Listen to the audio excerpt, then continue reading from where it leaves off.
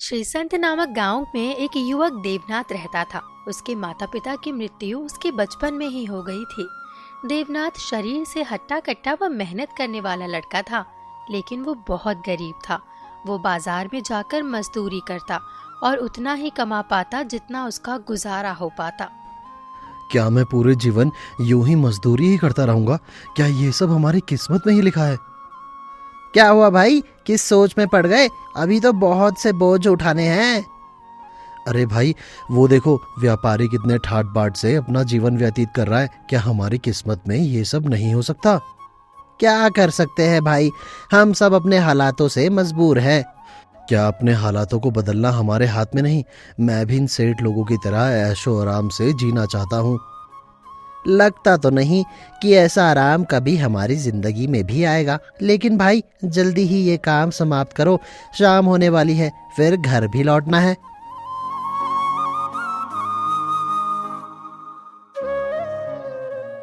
शाम होते ही देवनाथ घर लौटने लगा, लेकिन उसके मन में अभी भी ऐशो आराम से जीने के विचार कौंध रहे थे। गांव के किनारे एक पेड़ की छांव में एक बूढ़ा अक्सर बैठा रहता। वो देवनाथ को बाजार आते जाते रोज देखा करता।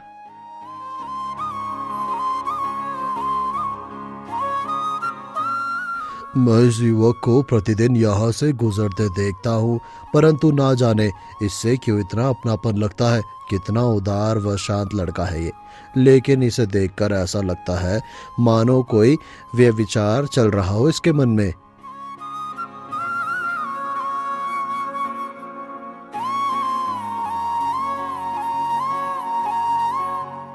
अगली सुबह जब फिर से देवनाथ बाजार की ओर जाने लगा, तो उस बूढ़े ने देवनाथ को अपने पास बुलाया।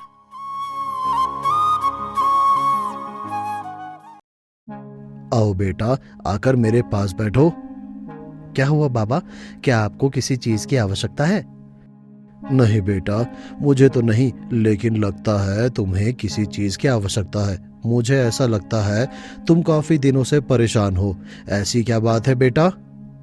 बाबा, मैं मजदूर हूँ, सुबह से शाम तक काम करता हूँ, लेकिन अपने सपनों की सच्चाई तक मैं पहुँच नहीं पा रहा। मेरे सपने बहुत बड़े हैं, इन्हीं सपनों की वजह से मैं बहुत बेचैन रहता हूँ। क्या मेरी तकदीर में यही लिखा है कि मैं सुबह से शाम तक काम करूँ और हासिल कुछ भी ना हो?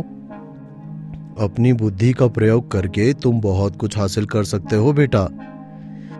बाबा, मेरे पास चौड़े कंधों के अलावा मेरे पास और कुछ भी नहीं है। मैं तनक भी पढ़ा लिखा नहीं हूँ। बेटा, बड़े सपने देखना अच्छी बात है, लेकिन सिर्फ सपने देखना और शरीर की ताकत के साथ जीना काफी नहीं है।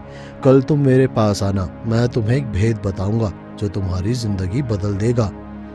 बाबा, कैसा भेद? एक भेद भला मेरा जीवन कैसे बदल सकता है? बेटा, जब तुम वो भेद जान लोगे तो तुम्हारा जीवन स्वयं ही आसान हो जाएगा, लेकिन पहले तुम्हें अपने आप पर भरोसा करना होगा। ठीक है बाबा, तो मैं कल सुबह ही आपके पास आ जाऊंगा।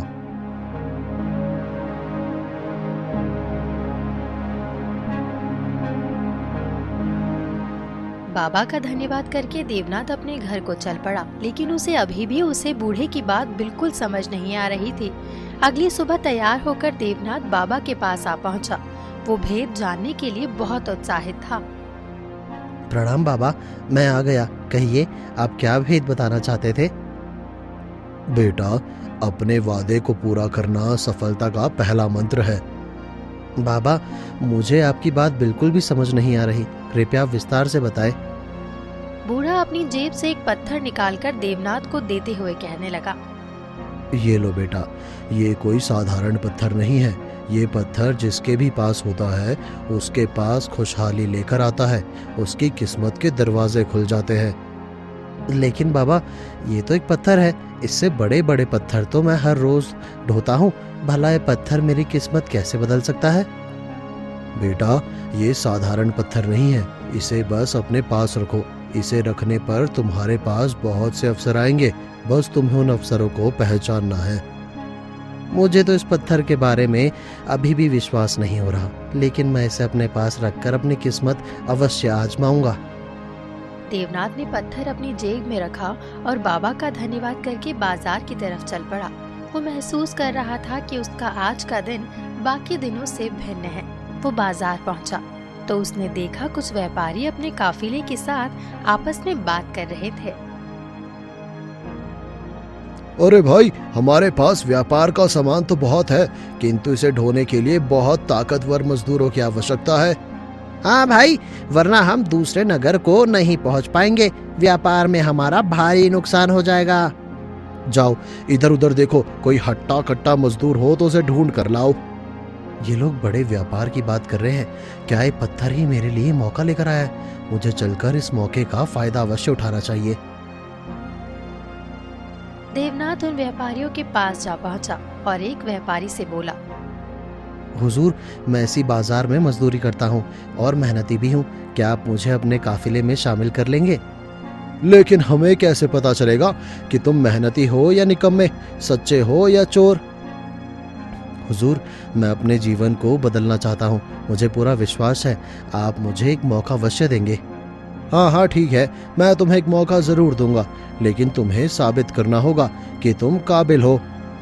आपका बहुत बहुत धन्यवाद हुजूर।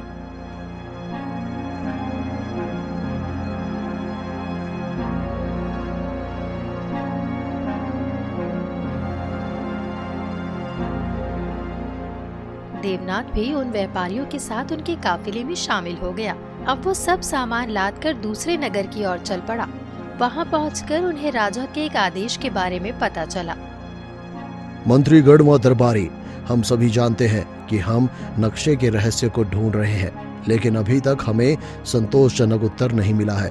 मंत्री जी, हम चाहते हैं कि अब नगर से बाहर के रहस्यवादियों को बुलाकर नक्शे के रहस्य को सुलझाया जाए। जी महाराज, जैसी आपकी आज्ञा। महाराज के आदेश के अनुसार नगर के बाहर के रहस्यवादियों को भी बुलाया गया, लेकिन कोई भी विद्वान, जानकार व ऋषि मुनि उस पहेली को सुलझा नहीं सके। मंत्री जी, बस बहुत हो गया। इस नगर में ऐसा कोई व्यक्ति नहीं जो हमारे खजाने के नक्शे को सुलझा सके। हमें क्षमा करें महाराज, किंतु कोई भी विद्वान व जानकार इस रहस्य को नहीं सुलझा सका। मैं आदेश देता हूँ कि जो भी व्यक्ति इस नक्शे के रहस्य को समझ पाएगा, उसे मेरी तरफ से बहुत बड़ा इनाम दिया जाएगा। महाराज का आदेश पूरे नगर में फैल गया। बहुत कोशिश के बाद भी कोई उस रहस्य को नहीं सुलझा सका। क्या मुझे भी अपनी किस्मत आजमानी चाहिए? महाराज के आदेश के अनुसार मुझे भी एक बार उस नक्शे को अवश्य समझना चाहिए। क्या पता मैं उससे उत्तीर्ण हो जाऊं।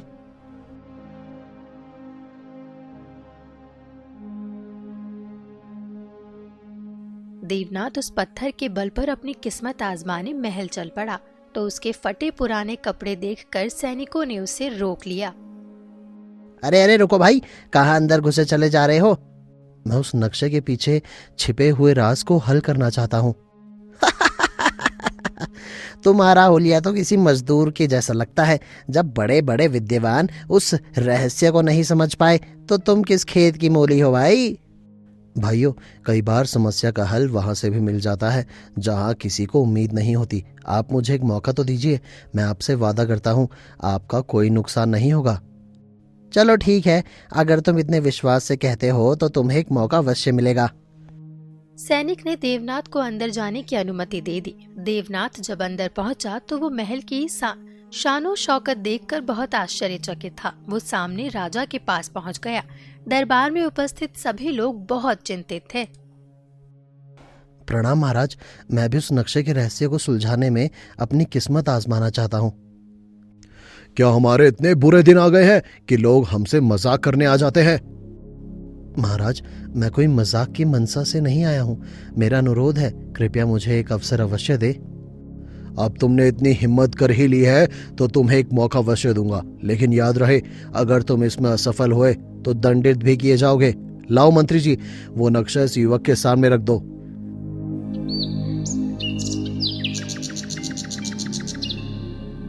मंत्री ने नक्शा लाकर देवनाथ के सामने रख दिया। उस नक्शे को देखते हुए देवनाथ बहुत गहराइयों में खो गया। वो नक्शा बहुत सी रेखाओं से घिरा हुआ था। इस नक्शे में बहुत सी रेखाएं ऊंची नीची है, अर्थात ये पत्थरों व पहाड़ियों से घिरा हुआ है। ऐसा लगता है कि जिस रास्ते से हम काफिला लेकर गुजरे थे, उस पत्थर पर भी कुछ ऐसे ही निशान थे। देवनाथ अपने उसी पत्थर को याद करते हुए उस नक्शे को बहुत देर तक समझता रहा। कुछ समय बाद वो अचानक से बोल पड़ा। महाराज, ये खजाने का नक्शा तो नगर के किनारे कोयले की खान के बगल का है, जो छोटे बड़े पत्थरों से रंजीत है। मंत्री जी, एक सिपाही की टोली कुछ सलाहकारों के साथ इस युवक के द्वारा बताए गए स्थान पर भेज दो। आखिर हमें भी तो पता चले इस युवक की बात में कितनी सच्चाई है। महाराज के आदेश पर देवनाथ द्वारा बताए गए स्थान की खुदाई की गई तो सचमुच उस स्थान पर सोने चांदियों से भरे हुए बक्से प्राप्त हुए, जिससे दरबार में पेश किया गया। महाराज की जय हो। महाराज, इस युवक की बात सच हुई। हमें उस नक्शे के स्थान से बहुत सा खजाना प्राप्त हुआ है।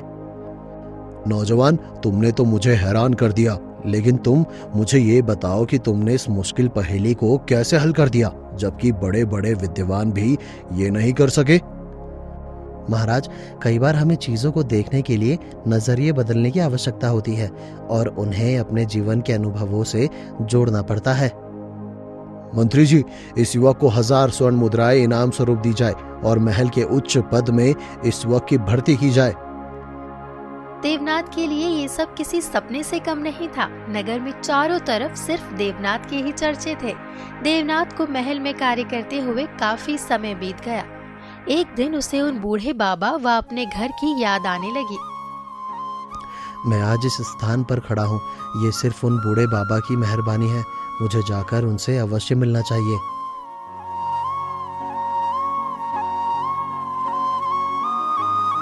देवनाथ कुछ दिनों के लिए महाराज से आज्ञा लेकर अपने घर की ओर चल पड़ा। वो उसी पेड़ के पास पहुंचा जहां वे बाबा बैठते थे। आज भी वो बूढ़े बाबा वहीं पर बैठे थे।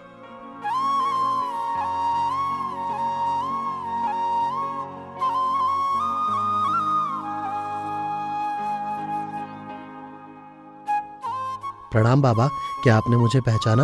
हाँ हाँ बेटा, आखिर तुम्हें कैसे भूल सकता हूँ। बाबा, आपके दिए हुए इस पत्थर ने मेरी किस्मत बदल दी। मैं आज पास के ही नगर के राज दरबार में कार्यरत हूँ। ये मेरे लिए किसी चमत्कार से कम नहीं। आपको ये चमत्कारी पत्थर कहाँ से मिला था बाबा? बेटा, अगर तुम सच्चाई जानना चाहते हो तो इसकी सच्चाई ये है कि ये भी अन्य पत्थरों की तरह सामान्य पत्थर है। मैंने तो तुम्हें ये सिर्फ एक निशानी के तौर पर दिया था। निशानी के तौर पर? परंतु क्यों बाबा? बेटा, कई बार इंसान के अंदर की खूबियों को बाहर लाने के लिए किसी सहारे की आवश्यकता होती है। बस मैंने भी यही किया। तुम्हें सफलता दिलाने वाला ये पत्थर नहीं, बल्कि तुम्हारा विश्वास और मेहनत थी। आप धन्य हैं बाबा। आपकी ये दी हुई सीख जीवन में मैं कभी नहीं भूलूंगा। देवनाथ ने बाबा का धन्यवाद किया। वह अपने घर में कुछ देर आराम करने के बाद पुनः महल की ओर चल पड़ा।